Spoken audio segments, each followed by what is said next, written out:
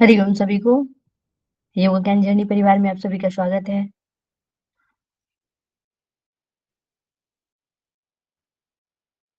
आज हम लोग पढ़ने वाले हैं डायबिटीज के बारे में।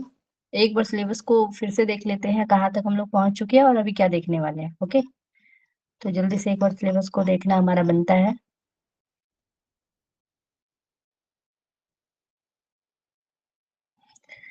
तो हम लोग देख चुके थे कल कल तक हमारी क्लासेस हाइपरटेंशन और एंजाइना पैक्टोरिस तक हुआ था। आज हम लोग देखने वाले हैं इंडोक्राइन एंड मेटाबॉलिक डिसऑर्डर, जिसमें डायबिटीज मेलिटस के बारे में आज हम लोग देखने वाले हैं।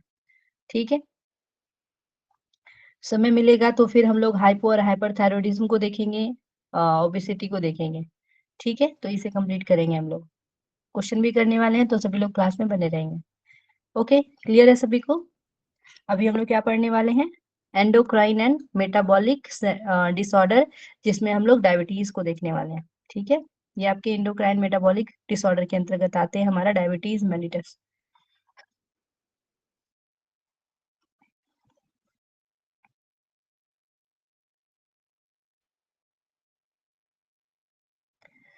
तो हम लोग आज देखेंगे डायबिटीज के बारे में।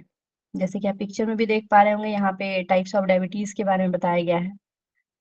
टाइप 1 है, टाइप 2 है, और एक गर्भावस्था में होने वाला जो डायबिटीज होता है, तो उसके बारे में है। इसे हम लोग डीपली देखेंगे। ये सारी चीज को हम लोग समझने वाले हैं। एक बार पिक्चर पहले देख लीजिए, उसके बाद इन पिक्चरों को समझाऊंगी भी मैं। ठीक है,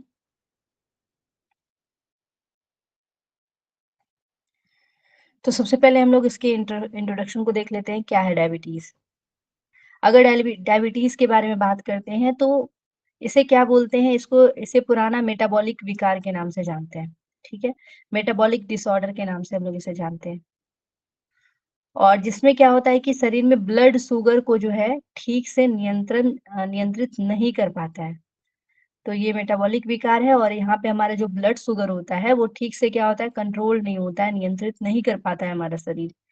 तो इसे हम लोग क्या बोलते हैं, डायबिटीज के नाम से जानते हैं। यहाँ पे क्या होता है, इंसुलिन का अभाव हो जाता है, उसकी कमी हो जाती है, या फिर इंसुलिन रेजिस्टेंस के कारण ये देखने को मिलता है। तो ये चीजें आपको ध्यान रखना है कि मधुमेह किस वजह से होता है। इंसुलिन के अभाव की वजह से, उसकी कमी, या फिर इंसुलिन रेजिस्टेंस के कारण। अब इंसुलिन क्या होता है, ऑलरेडी आप लोग इसके बारे में पढ़ चुके हैं। आपके पैनक्रियास के बीटा सेल से निकलता है, इंसुलिन का स्राव होता है। पता होगा, इससे पिछले क्लास में आप लोगों ने एनाटॉमी एंड फिजियोलॉजी में इसके बारे में देखे हैं। अगर इंसुलिन के बारे में देखेंगे तो इंसुलिन क्या करता है, ग्लूकोज को कोशिका में प्रवेश कराना और उपयोग जो है कराना है, इसका कार्य होता है। ठीक है, इंसुलिन का ग्लूकोज को कोशिकाओं में प्रवेश कराना और उपयोग कराना। ओके, तो ये हमारे जो पेनक्रियास है उसके बीटा कोशिकाओं के द्वारा इंसुलिन का स्राव होता है, इंसुलिन हार्मोन क्या होता है, सिक्रीड होता है। ओके, तो हम लोग यहाँ पे वही देख रहे हैं कि इंसुलिन का क्या हो जा रहा है, कमी हो जा रहा है, लैक ऑफ इंसुलिन हो जा रहा है, या फिर लो इंसुलिन हो जा रहा है, या फिर इंसुलिन रेसिस्टेंस हो जा रहा है। तो इसके वजह से जो है, ये इसे पुराना मेटाबॉलिक सिंड्रोम के नाम से हम लोग जानते हैं, जिसे हम लोग डायबिटीज बोलते हैं। ठीक है, ये सभी को क्लियर है? स्क्रीन प्रेजेंट हो रहा है ना?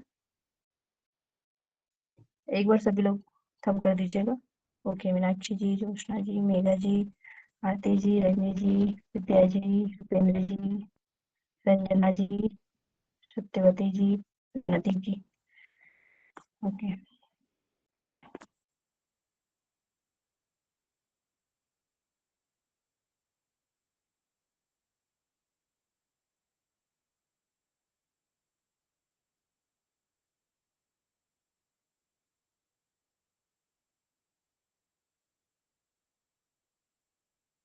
कार को देखेंगे, आपके एग्जाम में पूछे जाते हैं इनसे रिलेटेड क्वेश्चन। तो टाइप 1 डायबिटीज में क्या होता है कि इंसुलिन बनता ही नहीं है। ठीक है, और क्यों नहीं बनता, आपको पता है कि बीटा कोशिकाओं के द्वारा इंसुलिन का सिक्रेशन होता है। तो बीटा कोशिका ही जब नष्ट हो गया तो इंसुलिन कहाँ से निकलेगा। और ये एक ऑटो इम्यून प्राकृतिक रोग है। ठीक है, ऑटो इम्यून प्रकृति का रोग, इसे ध्यान रखना है। उसके साथ ही ये अधिकतर बच्चों और युवाओं में पाया जाता है। तो आपके एग्जाम में पूछा जाता है कि बच्चों में, युवाओं में जो पाए जाने वाला डायबिटीज है वो टाइप 1 है या टाइप 2 है। तो आपको याद रखना है, ये आपके टाइप 1 डायबिटीज के अंतर्गत आते हैं। ठीक है, टाइप 1 डायबिटीज। दूसरा हम लोग देखेंगे टाइप 2 डायबिटीज। इसमें इंसुलिन बनता है परंतु शरीर जो है उसे सही तरीके से उपयोग नहीं कर पाता है। यहाँ पे इंसुलिन क्या हो जाता है, रेजिस्टेंस हो जाता है, इंसुलिन रेजिस्टेंस हो जाता है, यानी कि शरीर जो है बीटा कोशिकाओं के द्वारा इंसुलिन सिक्रीट होने के बाद भी हमारा बॉडी उसे सही तरीके से यूज नहीं कर पाता है। ओके, जिसे हम इसे टाइप 2 डायबिटीज के नाम से जानते हैं। और ये सबसे सामान्य प्रकार है डायबिटीज का। 90 से 95% केसेस हमें इसी का देखने को मिलता है डायबिटीज में। ठीक है, टाइप 2 वाले डायबिटीज की संख्या सबसे ज्यादा देखने को मिलती है 90 टू 95% लोगों में। मतलब 90 टू 95% जो डायबिटीज से पीड़ित होते हैं वो टाइप 2 वालों से पीड़ित होते हैं। इसका रीजन क्या है, तो यहाँ पे उम्र है, उसके साथ ही मोटापा। मोटापा को ओबेसिटी को मदर ऑफ ऑल डिजीज बोला जाता है, तो मोटापा इसका रीजन है। अनियमित जीवन शैली है, आपका सीडेंटरी लाइफ स्टाइल है, उसकी वजह से ये समस्या देखने को मिल सकता है। तो मोटापा तो है सबसे बड़ा रीजन देखने को मिलता है। ठीक है, उसके साथ ही अनियमित जीवन शैली और उम्र भी फैक्टर इसके अंतर्गत आते हैं। तो ये टाइप 2 डायबिटीज है। आपको डिफरेंस याद रखना है, टाइप 1 टाइप 2, इसके डिफरेंस जो है आपको ध्यान रखना है। तीसरा हम लोग देखेंगे गर्भवती मधुमेह।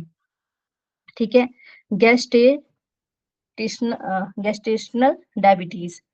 तो ये जो है गर्भावस्था में होता है और प्रसव के बाद सामान्य हो जाता है। नॉर्मली जब बोला जाता है ना कि महिलाएं जब प्रेग्नेंट होती है तो बहुत सारी चीजों से वो ग्रसित हो जाती है, बहुत सारी बीमारियां हो जाती हैं उनसे, इस तरीके की, जैसे कि मधुमेह भी हो जाता है। लेकिन जैसे ही बच्चे का प्रसव हो जाता है उसके बाद ये सारा चीज क्या हो जाता है, खत्म हो जाता है। वो बच्चों के साथ आता है लेकिन बच्चे के बाहर निकलने के बाद ही वो खत्म हो जाता है। इस तरीके की चीजें आपको सुनने में भी आता होगा।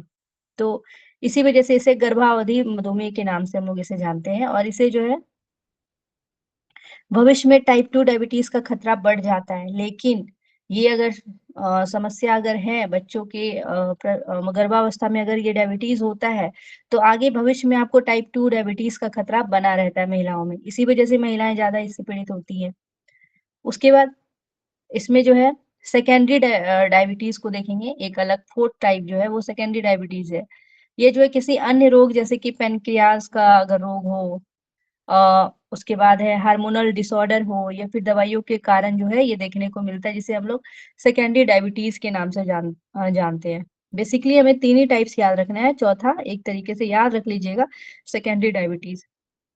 ठीक है, अब यहाँ पे पेनक्रियाज रोग से जुड़ा हुआ है, पेनक्रियाज के अगर सेल मर रहे हैं या जो भी, तो इंसुलिन का सिक्रेशन नहीं होगा, या फिर हार्मोनल डिसऑर्डर है, हार्मोन का सही से स्राव नहीं हो रहा है, तो इसकी वजह से भी ये परेशानियां देखने को मिलती है। तो यहाँ पे हम लोग 4 टाइप्स के जो है मधुमेह को देखें। ठीक है, 4 टाइप्स के।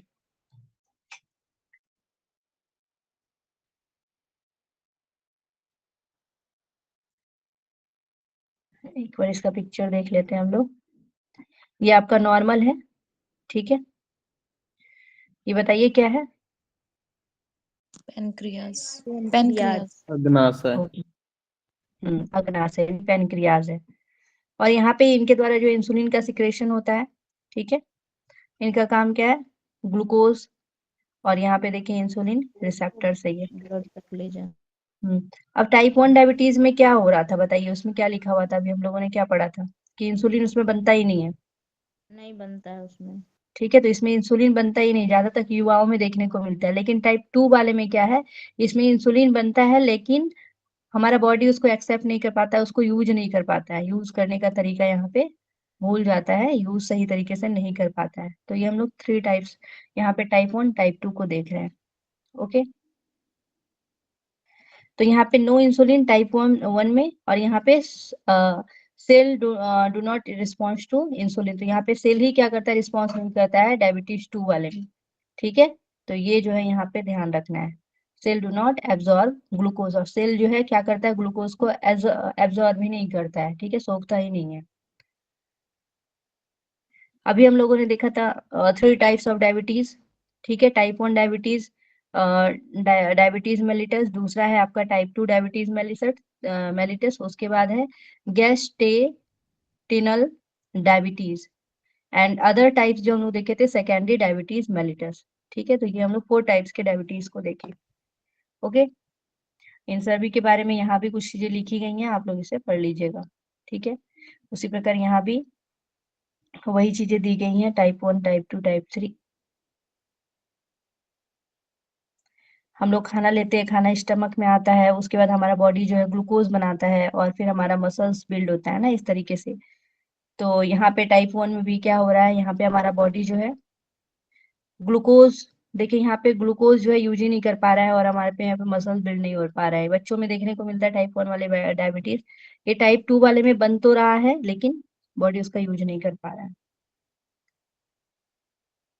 अब हम लोग आगे देखते हैं, 4 टाइप्स ऑफ डायबिटीज हम लोग देख चुके हैं। यहाँ तक क्लियर है ना, कोई दिक्कत तो नहीं है, बताइए।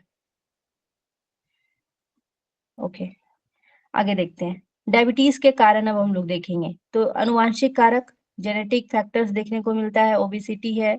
उसके बाद शारीरिक निष्क्रियता, फिजिकल एक्टिविटी नहीं है तो बहुत सारी रोग हमारे अंदर धीरे धीरे पनपने लगती है।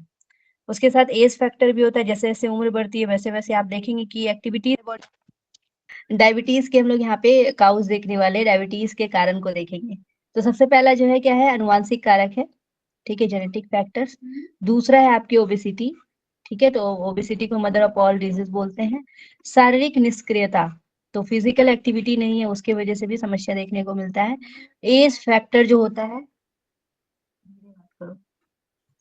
एज फैक्टर, उसके बाद असंतुलित आहार, अनहेल्दी डाइट की वजह से भी देखने को मिलता है। और स्ट्रेस, कुछ दवाएं का यूज करने से और हार्मोनल विकार की वजह से जो है डायबिटीज के जो है फैक्ट काउज जो है देखने को मिलता है। ठीक है, तो ये सारे जो है आपको काउज याद रखना है डायबिटीज को लेकर। अब डायबिटीज के हम लोग कारण देख रहे हैं, उसमें अनुवांशिक जो हमारा कारक है, जिसमें परिवार में डायबिटीज होने से जोखिम बढ़ जाता है। अगर परिवार में किसी को भी पहले से डायबिटीज है तो ये समस्याएं और भी बढ़ जाती है, यानी बच्चों को भी होने की संभावनाएं रहती हैं। और ये चीज हमेशा ध्यान रखिएगा, ऐसा बोला जाता है कि जेनेटिक है तो बच्चों में आता ही है, इस तरीके की बातें रहती है, लेकिन ये चीजें जो है 70% ऐसा है कि मतलब 70% नहीं होने के चांसेस है, 30% होने की चांसेस है, और 30% ही आपके बॉडी में उसका ये रहता है। अगर आप अच्छे से खाना पीना कर रहे हैं और अच्छे से आपकी लाइफ स्टाइल है तो फिर आपको नहीं हो सकती है। ठीक है, तो इस तरीके से परिवार को लेके ट्रोल भी नहीं करना है कि हाँ तुमको था तो हमको भी हो गया, इस तरीके से भी बच्चे होते हैं ना, कुछ बोलते हैं। तो खुद में अगर सुधार लाएंगे तो उनको कोई समस्या नहीं हो सकती है। ठीक है, तो ये जो है ये आनुवंशिकता की वजह से। दूसरा है ओबेसिटी, यानी अधिक चर्बी, या इंसुलिन जो है रेसिस्टेंस पैदा करती है। ये जो ओबेसिटी है हमारा, इंसुलिन रेसिस्टेंस पैदा करती है। उसके साथ ही निष्क्रिय जीवन शैली है, व्यायाम की कमी ग्लूकोज उपयोग को जो है कम कर देता है। तो व्यायाम की अगर कमी रहेगी तो ग्लूकोज हमारा यूज होगा नहीं, खाते जा रहे हैं और उसका यूज नहीं कर रहे हैं, हमारी बॉडी में फैट बनता जा रहा है। ओके, उसके बाद असंतुलित भोजन, ज्यादा मीठा खा रहे हैं, फास्ट फूड खा रहे हैं, जंक फूड खा रहे हैं, ये सब इंसुलिन कार्य को क्या करता है, कमजोर करता है। कितना सिक्रेशन करेगा ग्लूकोज का, है ना, कितना इंसुलिन का सिक्रेशन करेगा, तो इसकी वजह से जो है प्रॉब्लम आता है। उम्र, तो उम्र बढ़ने से इंसुलिन क्षमता कम हो जाती है, और जैसे जैसे एज बढ़ता है वैसे वैसे हमारे, जैसे बोलते हैं ना, हर चीज का एक समय सीमा होता है कि अगर सही तरीके से उसका यूज करेंगे तो अच्छे दिन तक चलेगा, नहीं तो फिर वो धीरे धीरे खराब होता जाएगा। उसी प्रकार हमारे शरीर का भी फंक्शनिंग है, अगर बचपन से सही तरीके से यूज करते आ रहा है तो वो आज भी काम आएगा। लेकिन अगर कभी बहुत ज्यादा उसका मिसयूज किए हैं और फिर कभी इस तरीके से चीजें होती है तो फिर प्रॉब्लम देखने को मिलता है फिर बुढ़ापा में। तनाव देखेंगे तो तनाव जो है हार्मोन, यानी कि ब्लड शुगर बढ़ाते हैं। तनाव जो है क्या करता है, तो हमारे ब्लड शुगर को बढ़ा देता है। तो ये सारे जो है आपके कारण है। मैम 2 नंबर पॉइंट को और एक बार बोलिए ना। 2 नंबर, ओके। मोटापा, ओबेसिटी। ओबेसिटी में क्या होता है, चर्बी आपके बॉडी में बन जाता है ना, इंसुलिन जो है रेसिस्टेंट पैदा हो जाता है इसकी वजह से। ठीक है, यहाँ पे इंसुलिन आपके बॉडी जो है, आप बार बार खाते जा रहे हैं खाते जा रहे हैं, कितना इंसुलिन का सिक्रेशन करेगा आपका बॉडी। एक दिन ऐसा हो जाता है कि वो इंसुलिन का सिक्रेशन करता है और आपका जो है बॉडी उसके प्रति रिस्पॉन्स ही नहीं देता है, दिन भर अगर खाते खाते रहे दिन भर, इस तरीके की चीजें हो तो।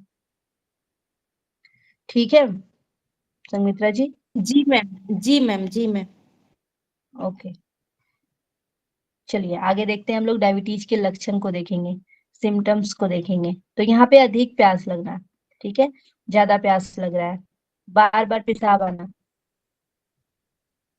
फ्रिक्वेंट यूरिनेशन, उसके बाद अधिक भूख लगना, ठीक है, इंक्रीज हो जाना हंगर, वजन, वेट भी लॉस होता है इसमें। उसके बाद थकान, फटीग, धीमी घाव भरना, यानी कि घाव भरना मुश्किल हो जाता है। अगर किसी को घाव हो जाता है तो वो जल्दी ठीक नहीं होता है, वुंड जो है जल्दी ठीक नहीं होता है। धुंधला दिखाई देना, त्वचा में संक्रमण और हाथ पैर में झुनझुनी लगना, तो ये सब जो है डायबिटीज के लक्षण है, सिम्टम्स है। ठीक है, प्यास लगना, बार बार टॉयलेट आना, बार बार अधिक भूख लगना, वजन कम होना, थकान होना, धीमी गति से घाव भरना, धुंधला दिखाई देना, त्वचा में संक्रमण होना, हाथ पैर में झुनझुनी होना, तो ये सारी चीजें जो है देखने को मिलता है। अब यहाँ पे कुछ वर्ड आपको याद रखना है, आपके एग्जाम में इससे क्वेश्चन बनते हैं। जैसे बोला जाता है अधिक प्यास लगना को क्या बोलते हैं? ठीक है, अभी हम लोगों ने पढ़ा ना अधिक प्यास लगना। एग्जाम में क्वेश्चन इस तरीके से नहीं दिया रहेगा अधिक प्यास लगना, वहां पे लिखा रहेगा पॉलीडिप्सिया किसके लक्षण है, पॉलीयूरिया किसके लक्षण है, पॉलीफेजिया फेजिया किसके लक्षण है, सीधा इस तरीके से ही क्वेश्चन बना है आपके एग्जाम में। ठीक है, तो आपको याद रखना है ये सब डायबिटीज के लक्षण के अंतर्गत आते हैं। ठीक है, पॉलीडिप्सिया, पॉलीयूरिया और पॉलीफेजिया। पॉलीडिप्सिया का मतलब क्या होता है, तो अधिक प्यास लगना। पॉलीयूरिया का मतलब क्या होता है, तो बार बार पेशाब आना। और पॉलीफेजिया का मतलब क्या होता है, तो अधिक भूख लगना। ठीक है, ये तीनों से क्वेश्चन आपके एग्जाम में आए हुए हैं। और वजन यहाँ पे कम होना, यानी कि ग्लूकोज उपयोग न होने से शरीर जो है ऊर्जा के लिए वसा तोड़ता है। तो जो हमारा जो है ग्लूकोज का उपयोग नहीं कर पाता है बॉडी, तो एक्स्ट्रा जो हमारे बॉडी में फैट होता है उसको जो है तोड़ता है, जिसकी वजह से हमारा बॉडी क्या हो जाता है, वजन जो है हमारा कम हो जाता है, वेट लॉस हो जाता है।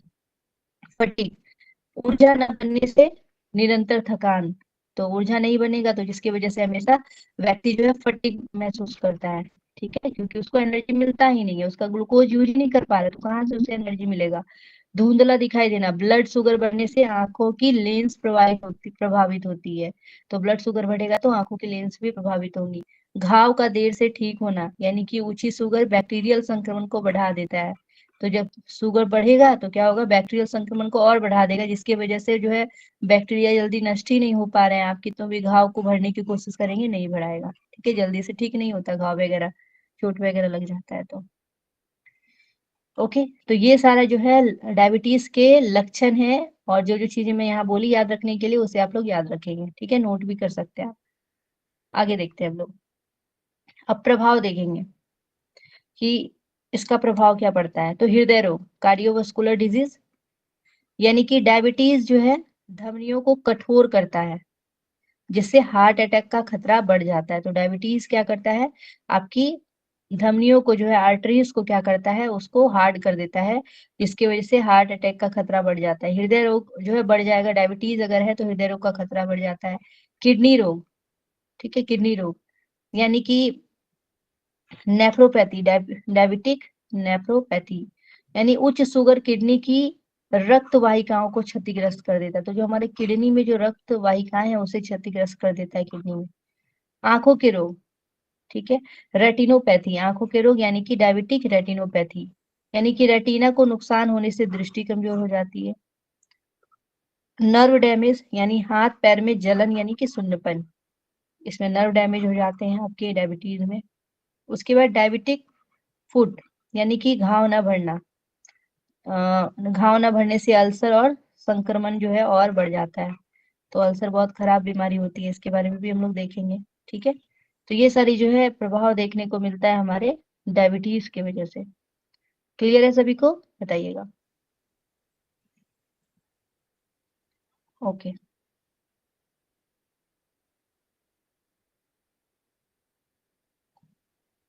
1 सेकेंड।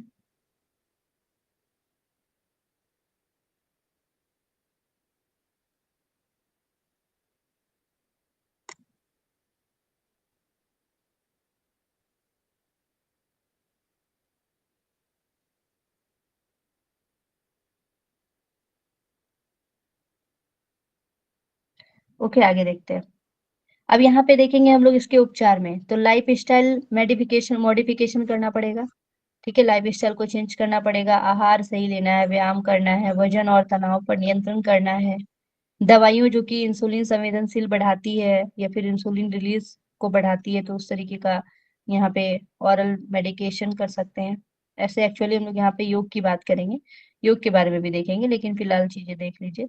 इंसुलिन इंजेक्शन जो कि शरीर की आवश्यकता पूरी करती है, तो बहुत लोगों को क्या करना पड़ता है, क्योंकि इंसुलिन तो उसका काम नहीं कर पा रहा होता है, तो उसे अलग से इंसुलिन की सुई लेनी पड़ती है, इंसुलिन इंजेक्शन पे डिपेंड रहना पड़ता है।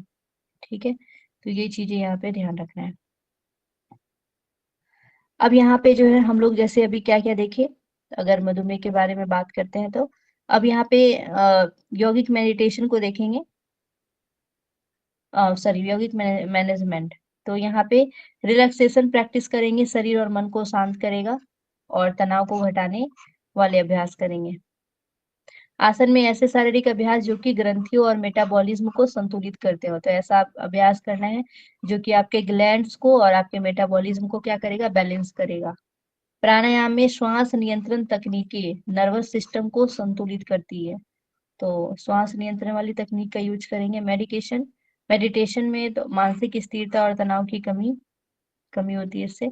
यम और नियम यानी कि नैतिक और व्यक्तिगत जो है अनुशासन को संतुलित जीवन को जो है बढ़ावा देती है। अब यहाँ पे इस केस में डाइट हम लोग किस प्रकार के लेंगे, तो ऐसे आहार जिसमें कम शर्करा, कम कैलोरी और उच्च फाइबर होते हैं, ताकि ब्लड शुगर नियंत्रित रहे। तो इसमें हमें किस प्रकार का फूड लेना है, कैसा आहार लेना है, तो कम शर्करा वाले यानी कि कम शुगर वाले, लो शुगर वाले, कम कैलोरी वाले लेने हैं। ठीक है, उसके साथ ही उच्च फाइबर वाले आहार लेना है। कॉम्प्लिकेशन क्या क्या देखने को मिल सकता है, तो हाइपोग्लाइसीमिया,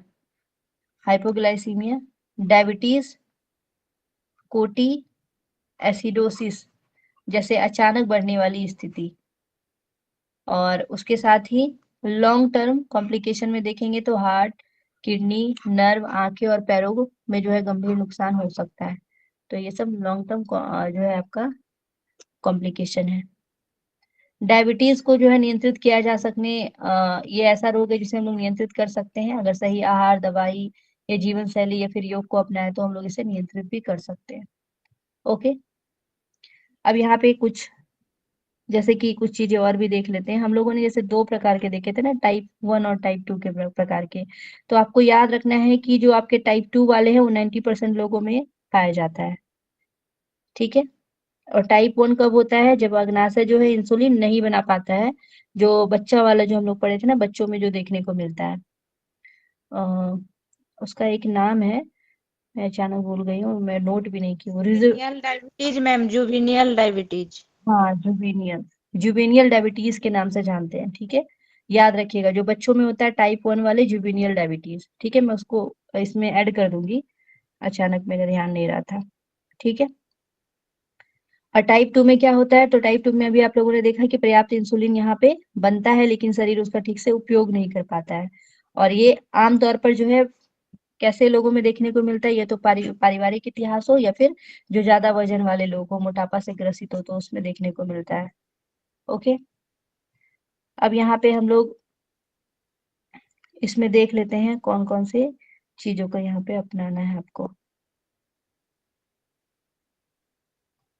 यहाँ पे सडकर में जैसे कि ओबेसिटी वगैरह चीजें बढ़ी हुई है, तो ओबेसिटी को भी इसमें कम करना पड़ेगा ना, तो सडकर में कुंजल कर सकते हैं, लघु संग प्रक्षालन यहाँ पे करेंगे। ठीक है, सडकर में उपचार में, 1 सेकेंड में नोट करती हूँ यहाँ पे।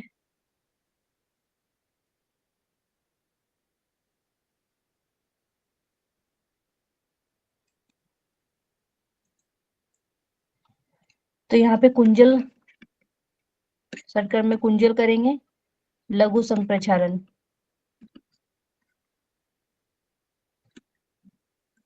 उसके साथ आसन में हम लोग यहाँ पे करेंगे मत्स्येंद्रासन, मत्स्येंद्रासन, मयूरासन, भुजंगासन, हलासन, मत्स्यासन। मैम नहीं दिख रहा है। नहीं दिख रहा है कलर की वजह से क्या? अच्छा, ठीक है, मैं दूसरा पेज ले लेती हूँ ना, चेंज करना होगा।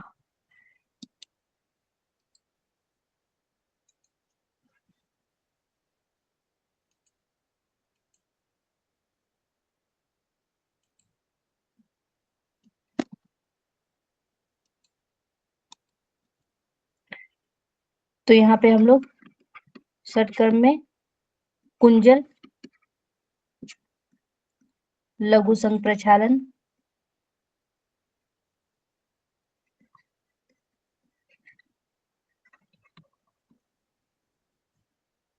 उसके बाद आसन देखेंगे, आसन में क्या क्या करना है। तो आसन में मत्स्येंद्र आसन,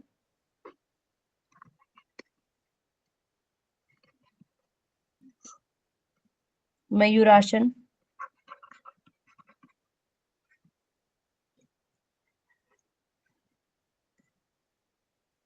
भुजंगासन,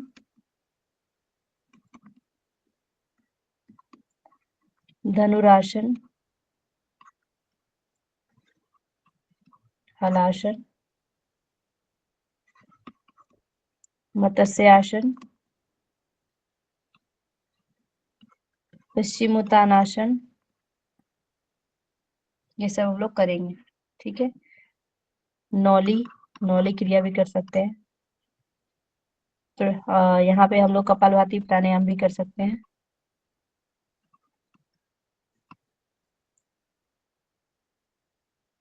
बंद में उड्डयन बंद, उड्डयन बंद, मूड बंद, ताड़ांगी मुद्रा,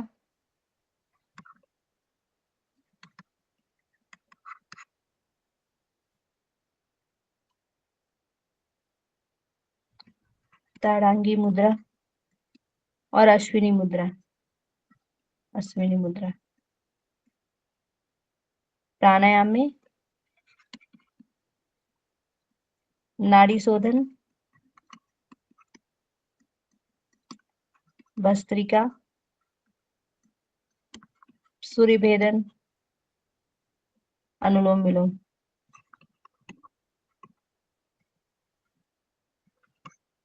तो ये सारी चीजें जो हम लोग यहाँ पे कर सकते हैं। ठीक है, और ये याद रखिएगा, टाइप 1 वाले डायबिटीज वाले लोगों का जो इलाज नहीं किया जा सकता है। ठीक है,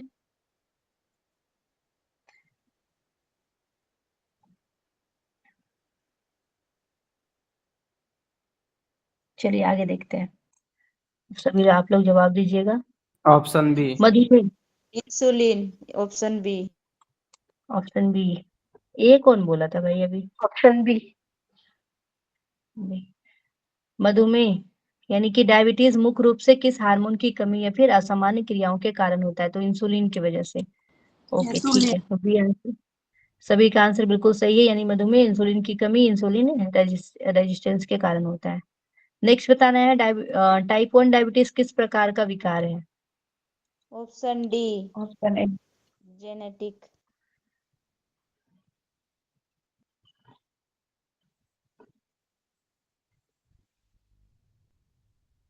क्या होगा आंसर बताइए? डी आ रहा है, जेनेटिक। ओके, तो ये ऑटो इम्यून डिसऑर्डर है। ठीक है, ऑटो इम्यून डिसऑर्डर पढ़े थे ना शुरू में ही। टाइप 1 में जो है इम्यून सिस्टम बीटा कोशिकाओं को नष्ट कर देता है, इसे हम लोग ऑटो इम्यून डिसऑर्डर बोलते हैं। ठीक है, ऑटो इम्यून डिसऑर्डर याद रखिएगा। नेक्स्ट देखते हैं हम लोग, टाइप 2 डायबिटीज का मुख्य कारण क्या है? Insulin resistance. A. Option B absence ma'am. कैसे होगा रुपेंद्र जी? B answer. ठीक है, insulin resistance B B option. Answer होगा। ठीक है, हाँ बी। टाइप 2 कोशिका इंसुलिन को ठीक से नहीं पहचानती है। नेक्स्ट बताइएगा, डायबिटीज का मुख्य लक्षण कौन सा है?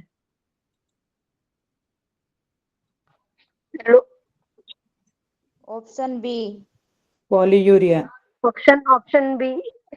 Option B, polyuria. ओके, बहुत अच्छा, पॉलीयूरिया। पॉलीयूरिया, पॉलीडिप्सिया और पॉलीफेजिया था ना? चलिए, बार बार पेशाब आना ही आपका पॉलीयूरिया है। मधुमेह की जांच के लिए कौन सा टेस्ट 3 महीने? HbA1c।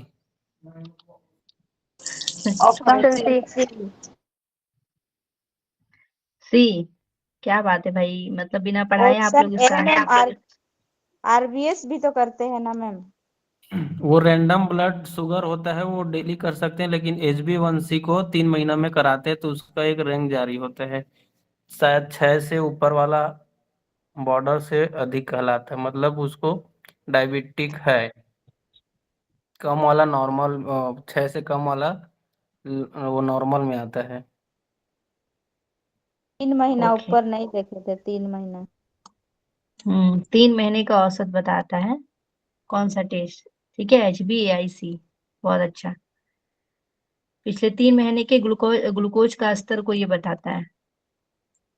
नेक्स्ट बताना है मधुमेह के लिए रोग और योग में कौन सा आसन मुख्य माना गया कासन, है।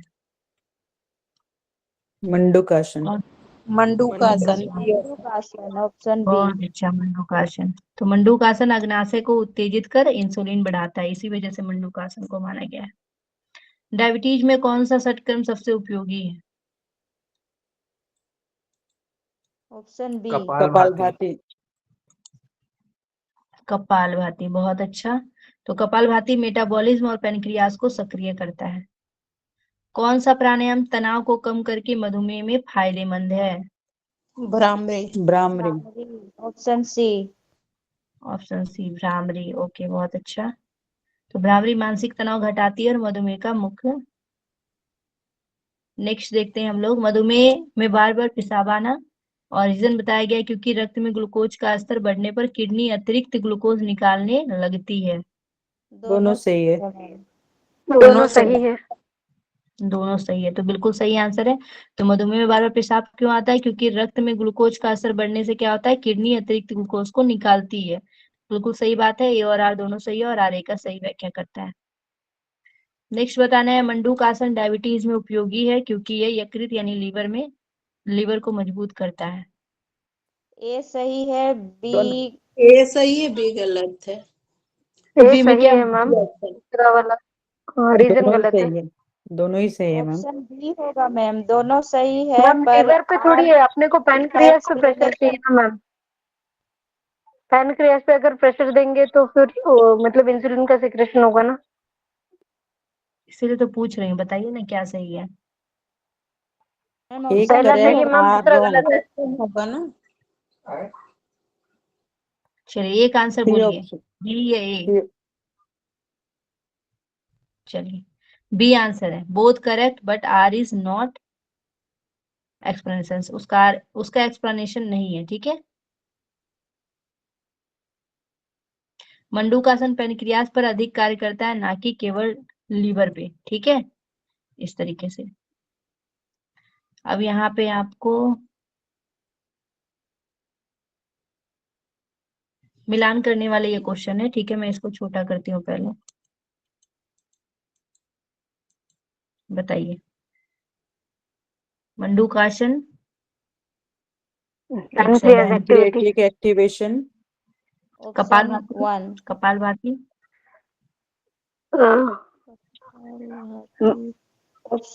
मेंटल एब्डोमिनल क्या लिखा हुआ, pumping. Abdominal pumping. Okay. Abdominal और पंपिंग। अर्धमशीन्द्रासन, ऑप्शन दो। Spinal twist. Spinal twist improve glands. और भ्रामरी का 4 होगा ma'am, mental mental relaxation. Relaxation. और नेति का nasal cleaning. Nasal cleaning. Okay. तो ई नंबर का 3 होना चाहिए। देखिए किसमें आंसर है, ए नंबर आंसर है ना, पहला ऑप्शन। ठीक है, तो मंडूकासन पेनक्रियाज, कपालभाति एब्डोमिनल पंपिंग। ठीक है, मत्स्येंद्रासन जो है ये ग्लैंड, और आपके भ्रामरी जो है रिलैक्सेशन, और जल नीति जो क्लींजिंग का कार्य करेगा। चलिए नेक्स्ट बताना है आपको कि मधुमेह को बड़ा करना होगा क्या, मधुमेह योगी थेरेपी सत्र का सही क्रम क्या है, क्रम किस प्रकार से देंगे बताइए। Option B. ऑप्शन बी, पहले षटकर्म करवाएंगे, ऑप्शन बी। बाद आसन, फिर फिर प्राणायाम। प्राणायाम, फिर मेडिटेशन। ओके, बहुत अच्छा बहुत अच्छा। तो पहले शुद्धि क्रिया होता है, फिर आसन, फिर प्राणायाम, तब फिर अंत में ध्यान होता है। नेक्स्ट बताना है, एक 50 वर्षीय व्यक्ति मोटापा, बार बार पेशाब और थकान की शिकायत लेकर आता है। और उसका FBS 165 है mg प्रति DL। तो बताइए नॉर्मल है हाइपोग्लाइसेमिया ये डायबिटीज? डायबिटीज मिलेटस हुआ। डायबिटीज मेलिटस होगा? बताइए रुपेंद्र जी।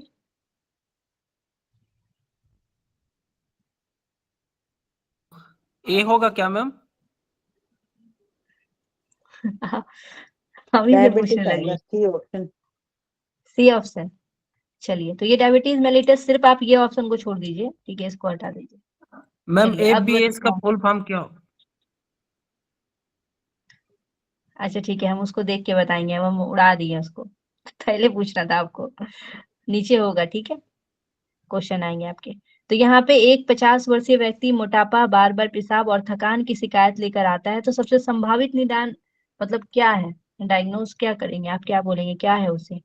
तो डायबिटीज मेलिटस है। नॉर्मली इस तरीके की समस्या है तो डायबिटीज मेलिटस, ठीक है। इसका फुल फॉर्म एक बार चेक कर लीजिएगा, ठीक है आप लोग, नहीं तो मैं देख के बताऊंगी। फास्ट आगे ब्लड देखिए, शुगर है, fasting blood sugar. Fast, fasting fasting blood blood sugar, sugar ma'am. यानी कि यहाँ पे क्या दिया गया है, 126 से अगर बढ़ा हुआ रहेगा तो डायबिटीज माना जाएगा, है ना। 126 से बढ़ा हुआ रहेगा, और यहाँ पे कितना दिया गया था, शायद 156 दिया हुआ था इस क्वेश्चन में। तो इसका मतलब उसका डायबिटीज बढ़ा हुआ है ना, डायबिटीज मेलिटस। इस तरीके से आपको ध्यान रखना है, ये रेंज आपके एग्जाम में पूछा जा सकता है, ठीक है, ध्यान रखिएगा। आगे देखते हैं। एक रोगी मैम में एचबी, हाँ बोलिए रुपेंद्र जी। वो जो FBS जो फास्टिंग वाला है, वो जो फास्टिंग पीपी टेस्ट होता है वो वाला है क्या, ये जो अभी यस यस हाँ। जिसमें एक खाली पेट सैंपल लेते हैं, उसके बाद खाना खाने के 2 घंटे बाद वाला है क्या ये फास्टिंग नहीं पीपी? खाली पेट वाला है। खाली पेट वाला है, हाँ ठीक। ओके, तो एक रोगी HbA1c रिपोर्ट 9.8% आता है, तो उसका क्या अर्थ है? Option poorly C. Control diabetic. वो नॉर्मल है और क्या। Option C. Poorly control. Poorly control diabetes, okay. तो यहाँ पे देखिए 6.5 से अधिक जो है खराब नियंत्रण है। अगर 6.5 से अधिक है तो खराब नियंत्रण, यानी कि पुअरली कंट्रोल डायबिटीज। नेक्स्ट देखेंगे हम लोग, डायबिटीज में कौन सी प्रणाली प्रमुख रूप से प्रभावित होती है? Option B. एंडोक्राइन। एंडोक्राइन, ठीक है, एंडोक्राइन एंड मेटाबॉलिक सिंड्रोम के अंतर्गत आता ही है, तो एंडोक्राइन ही होगा। तो ये हार्मोन इंसुलिन संबंधी रोग है, ठीक है। आगे देखेंगे, डायबिटीज में प्रमेय शब्द जो है किस ग्रंथ से लिया गया है? प्रमेय, हठ प्रदीपिका। ऐसे इस तरीके क्वेश्चन नहीं आएगा प्रमेय करके, लेकिन ऑप्शन सी होगा कि मैम? हठ प्रदीपिका में है ना मैम? सी ही होगा, सी ही होगा। एक्चुअली मैं उसी बुक से ओके। बनाई, वहीं पे प्रमेय लिखा गया था, ठीक है। तो ये चरक संहिता संहिता में जो आयुर्वेदा है उसमें देखने को मिलता है, ठीक है। प्रमेय का वो वर्णन अपने को नहीं है ना, मैम चरक संहिता नहीं है ना। मैम जो हम यहाँ पर देखते हैं ना, हठ प्रदीपिका, गुल्म, प्लीहा, तो वहां पर भी वहां कहीं प्रमेय पढ़ा तो है कहीं तो भी। कहीं ना कहीं तो हाँ, प्रमेय पढ़ा है, है। उसमें भी है। उसमें बस्ती वाला में है, बस्ती का ही है में, जल बस्ती का लाभ में जी जी जी, प्रमेय है वहां पर। श्लोक में प्रमेय का उल्लेख मिलता है। ऐसे इस तरीके का कंट्रोवर्सी वाला क्वेश्चन नहीं आएगा, ठीक है, ऐसे ही मैं बना दी हूँ क्वेश्चन। आगे देखिए, यौगिक diet for diabetes excluded. Fried option food B. से, फ्राइड फूड। फूड। हाँ, okay, option option B. Option B होगा, ठीक है, राइट फूड्स, यानी कि तला भुना भोजन मेटाबॉलिज्म को बाधित करता है। आगे देखेंगे, अग्निसार क्रिया मुख्य रूप से किसे सक्रिय करती है? अग्निसार क्रिया, option A pancreas. Pancreas. Pancreas को, ओके। अग्निसार अग्नाशय और अग्नि शक्ति बढ़ाता है। डायबिटीज में कौन सी नाड़ी सबसे अधिक प्रभावित मानी जाती है? पैनक्रियास। All of three. तीनों। All of 3। तो तीनों नाड़ी हीरा हाँ। पिंगला सुक्ष्म और हीरा तीनों पिंगला होगा। सुषुम्ना। ओके। मधुमेह में कौन सा दीर्घकालीन जटिलता सबसे गंभीर है? Kidney failure. किडनी सी फेलियर, ऑप्शन सी।